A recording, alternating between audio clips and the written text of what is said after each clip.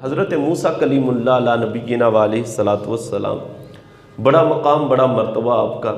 اللہ رب العزت سے ڈائریکٹ کوہ طور پر جا کر ہم کلامی کا شرف آپ کو نصیب ہوا۔ اللہ رب العزت کے رسول ہیں، اللہ رب العزت کے پیغمبر ہیں، کلیم اللہ ہیں، بہت بڑا اعزاز ہے۔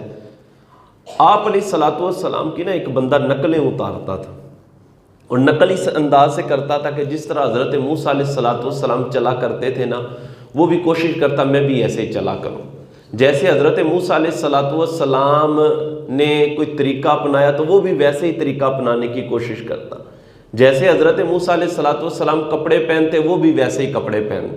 حضرت موسیٰ علیہ الصلاۃ والسلام لمبی قمیض پہنا کرتے تھے نا، اور یہ ہمارے آقا صلی اللہ علیہ وسلم کی بھی سنت ہے کہ حضور علیہ الصلاۃ والسلام لمبی قمیض پہنا کرتے تھے۔ اب تو بڑا دور فاسٹ سا آ گیا اور عجیب سا دور چل آیا کہ شارٹ لباس ہو گئے ہیں، شارٹ کپڑے ہو گئے ہیں، لمبی قمیض تو دور کی بات ہے، اب تو بہت سارے معاملات بگڑ چکے ہیں۔ بہرحال حضرت موسیٰ علیہ الصلاۃ والسلام لمبی قمیض پہنا کرتے تھے نا، وہ بندہ بھی لمبی قمیض پہنا کرتا تھا۔ تو حضرت موسیٰ علیہ الصلاۃ والسلام کی وہ اس انداز سے نقل اتارتا تھا، اگرچہ لوگ کچھ ہنسا بھی کیا کرتے تھے۔ تو جب وہ نقلیں اتارتا نا، تو حضرت موسیٰ علیہ الصلاۃ والسلام کے جو امتی تھے اور حضرت موسیٰ علیہ الصلاۃ والسلام کے جو اصحاب تھے، ان کو اس چیز پر ناراضگی ہوئی۔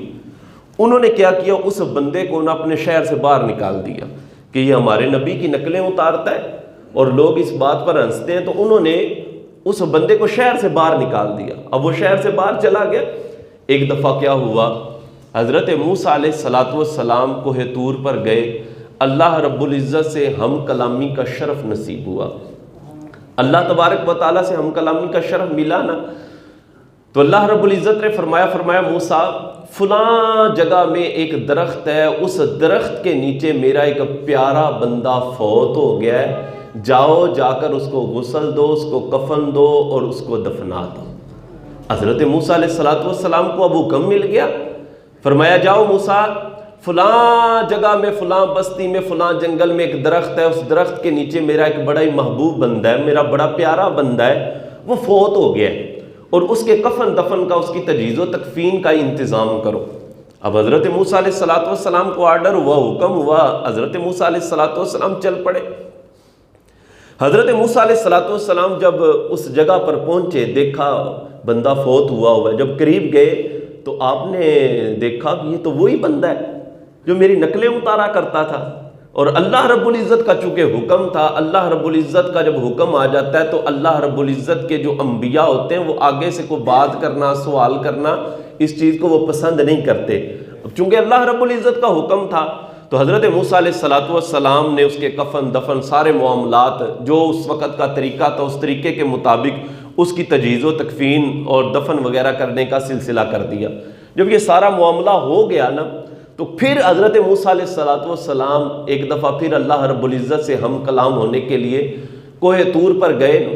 جب کوہ طور پر اللہ رب العزت سے ہم کلامی کا شرف نصیب ہوا تو اللہ رب العزت کی بارگاہ میں عرض کی، اے میرے مالک، میرے پروردگار مولا، تو نے حکم دیا تھا، میں نے تیرے حکم کی پیروی کی، میں نے تیرے حکم کی اتباع کی کہ تو تیرا آرڈر تھا، تیرا حکم تھا کہ فلاں جگہ پر میرا محبوب بندہ فوت ہو گیا، اس کے دفن کا انتظام کرو، اس کے کفن کا انتظام کرو، سارے معاملات کرو۔ میں نے کر دیا، لیکن مالک و مولا وہ بندہ تو ایسا تھا، وہ میری نقلیں اتارتا تھا۔ مالک و مولا وہ بندہ تو میری نقلیں اتارتا تھا، اور وہ نقلیں اتارتا تھا، لوگ ٹھٹھا کرتے تھے، مذاق کرتے تھے، ہنستے تھے، اور تیرا آرڈر یہ تھا کہ وہ میرا محبوب بندہ ہے، تو نے یہ حکم فرمایا تھا کہ وہ تو میرا بڑا پیارا بندہ ہے۔